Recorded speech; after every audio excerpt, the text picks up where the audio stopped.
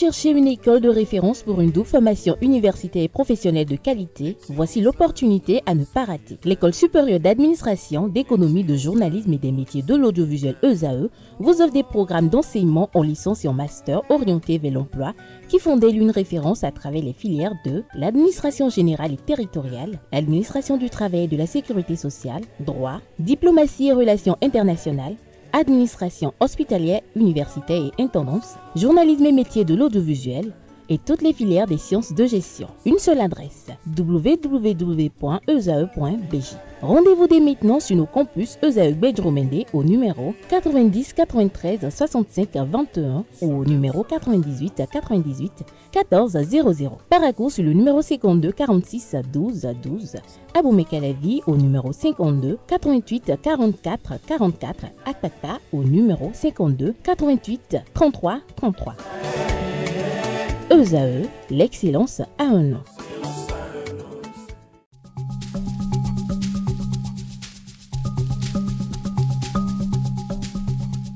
L'ARCEP Bénin communique.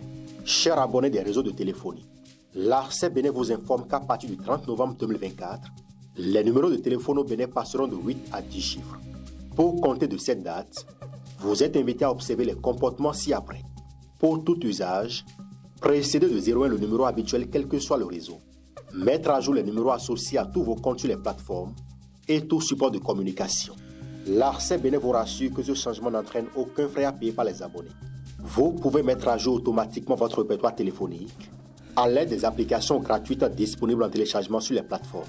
Appelez gratuitement le 131 ou le service client de votre opérateur pour tout renseignement complémentaire. Bonjour à nouveau, chers amis internautes. Nous démarrons cette une des journaux comme il est de tradition sur ESAE TV par le quotidien Maison, le quotidien béninois d'information générale et d'analyse L'Informateur qui ce matin en manchette s'intéresse au ministère de l'économie et des finances. Le Canard nous apprend que le ministre d'État en charge de l'économie et des finances, chargé également de la coopération, Romuald Wadaï, a échangé avec le gouverneur de la Japan Bank for International Cooperation, Mobitsu Hayashi, qui fait sa première visite au Bénin. Retrouvez des détails sur les 10 échanges à la page 3 de la livraison.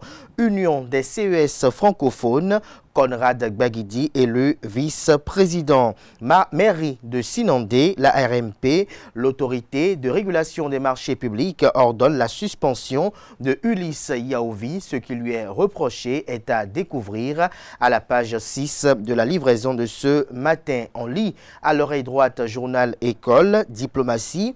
Le ministre des Affaires étrangères Olusegun Adiadi Bakari a reçu son homologue de la Namibie, un titre qui convie, comme à ses habitudes, ses fidèles lecteurs à découvrir dans les colonnes de la parution de ce matin de l'Informateur les quelques pages réservées aux productions journalistiques du jour des étudiants en formation sur les différents campus de l'ESAE, l'École supérieure d'administration, d'économie, de journalisme et des métiers de l'audiovisuel, ESAE qui est présente à Cotonou, à Aboumey-Calavi et Paracourt. La Nation, ce matin en manchette, parle de visite des ministres conseillers au marché de gros d'Abomey-Calavi. Le nouveau pôle commercial prend corps. On lit également à la une de la parution de ce matin du quotidien national d'information. Réforme fiscale, un soutien renforcé au secteur culturel. À la une du quotidien de service public ce mercredi, comité de politique monétaire de la Banque centrale des États de l'Afrique de l'Ouest BCEAO, la date de la deuxième réunion ordinaire connue, laquelle vous est révélée à la page 6 de la livraison de ce matin. Fraternité, ce matin en manchette, parle de stress et d'impact sur le bien-être, les clés pour préserver la santé mentale et physique, panorama sur les 10 métiers à forte pression, Dr Auguste Obossou, le stress représente au moins 5% d'incidence sur le développement de la maladie. Retrouvez des détails sur le dossier de Fraternité sur ce sujet d'actualité aux pages 2, 3, 4 et 5. Marché de gros de Calavi, les ministres conseillers admiratifs du chef-d'œuvre communiquent fraternité. Le matinal poursuit dans la même veine et titre en manchette, marché de gros d'Akasato, 92% de taux de réalisation. Les ministres conseillers constatent l'évolution du chantier. Lutte contre la faim par The Hunger Project Bénin, les merveilles de l'approche stratégie de l'épicentre, les communautés autonomisées pour devenir les architectes de leur avenir. L'article qui renseigne sur cette initiative est à lire en page 5. Matin libre ce matin en manchette, FCBE, Force Coripo, un Bénin émergent sur l'échiquier politique national. Paul Humpé, le masque se laisse échoir. L'article en lien avec ce titre en manchette est à lire à la page 3 de la livraison. Le confrère de Le Potentiel, acte de délinquance en famille. Un officier supérieur de l'armée perd des dizaines de millions de francs CFA à domicile. Son neveu et 2 autres personnes écopent de 48 mois et de 18 mois de prison ferme. Un 4e individu libéré au bénéfice du doute. L'origine de cette grosse somme logée à la maison interpelle, estime le confrère. Tournée du ministre de l'Énergie, de l'Eau et des Mines dans les départements de l'Alibori et de l'Atakora. De la Liborie et de la Donga, autant pour moi, eau et énergie, Paris gagné, la preuve du social sous Patrice Talon, le ministre de l'énergie, de l'eau et des mines, Paulin Aponan, au contact des infrastructures de qualité, des consignes données pour la livraison à temps des chantiers, des impacts sociaux numériques relevés par les populations à la base. Opération Kinine contre la cyberfraude, 9 brouteurs arrêtés à Boricon et à Abomey-Calavi. Contrôle radar de la police républicaine, un 4x4 chargé de chanvre indien, stoppé net à Serrouet, vitesse excessive, 3 hommes nerveux et un coffre plein de surprises. Retrouvez des détails sur le titre du Canard, qui rend compte de cette grosse prise des éléments de la police républicaine dans les colonnes de sa parution de ce matin. Le quotidien, l'événement précis ce matin en manchette, parle des intoxications contre les réalisations du régime du président Patrice Talon. Jacques Ayadi contredit l'opposition, chiffre en main. Le ministre conseiller prêt pour des débats contradictoires avec les opposants. Concours ONG Promo Éducation et Loisirs. Le maire de la ville de Cotonou, Luc Setondiatropo, soutient l'excellence des jeunes. Le quotidien, le meilleur à sa une, célébration de la fête de l'Ascension.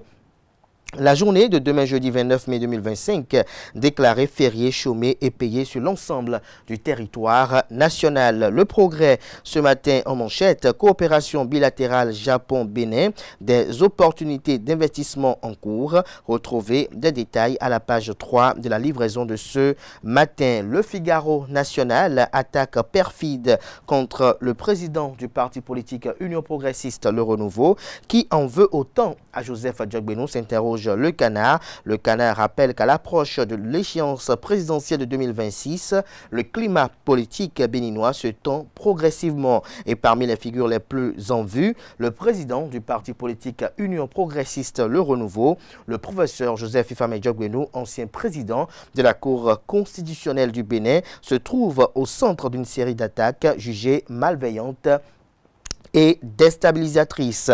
En ligne de mire, des accusations infondées autour de sa supposée ambition présidentielle, des allégations qualifiées de montage grotesque par ses proches et une campagne de dénigrement médiatique orchestrée dans l'ombre. On lit à présent la une de l'Économiste, succès du social bon CRRH UEMOA, 60 milliards de francs CFA mobilisés pour le logement abordable. Bénin Intelligent ce matin manchette numérique en Afrique, 1 milliard de cartes SIM, mais 800 millions d'exclus du web. Le Canard fait savoir que 2 décennies après les premières stratégies de développement numérique, l'Afrique affiche des progrès notables dans des domaines comme la téléphonie mobile, le paiement digital et la gouvernance numérique. Mais les défis restent immenses, notamment la connectivité inégale, l'absence d'identité numérique, le manque de compétences et la faiblesse des infrastructures. Retrouvez la suite de l'article du journal dans les colonnes de sa livraison.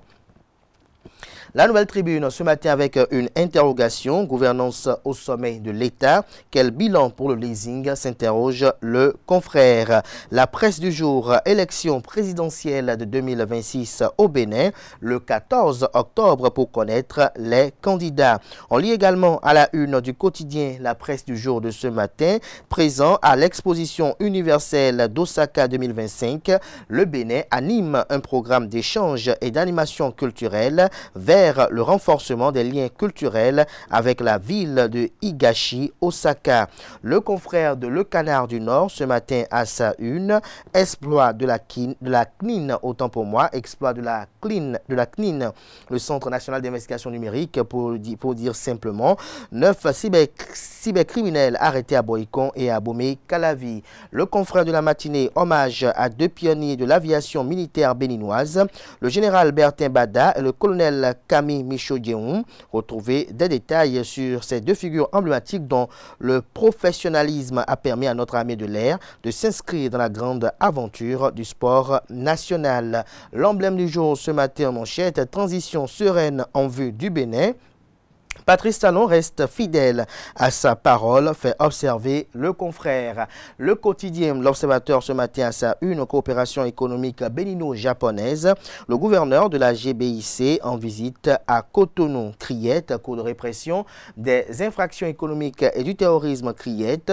Un conducteur de taxi-moto, communément appelé Zémidjan, révèle comment il approvisionnait des terroristes en carburant. Retrouvez le récit des faits dans les colonnes de la parution de ce matin du journal. Le pays émergent, titre ce matin à sa une, élection générale de 2026 au Bénin. Le mouvement Mpata du jeune leader Herman Akombessi s'invite dans le débat et réitère son soutien au gouvernement du président Patrice Talon. Le télégramme code électoral, pourquoi la démonstration de Jean-Baptiste Elias a suscité une large réaction au sein de la classe politique est à découvrir à la page 2 de sa livraison. Violence sexuelle au premier trimestre de 2025, plus de 1500 cas de viol enregistrés au Bénin. Accusé d'appartenir à une organisation terroriste qui attaque les positions de l'armée béninoise, un conducteur de taxi-moto, communément appelé Zémidjan, révèle comment il approvisionnait des terroristes en carburant. Le récit des faits également dans les colonnes de la page du matin du journal. Pour avoir séquestré et violé la fille de son épouse, un homme condamné à 15 ans de prison.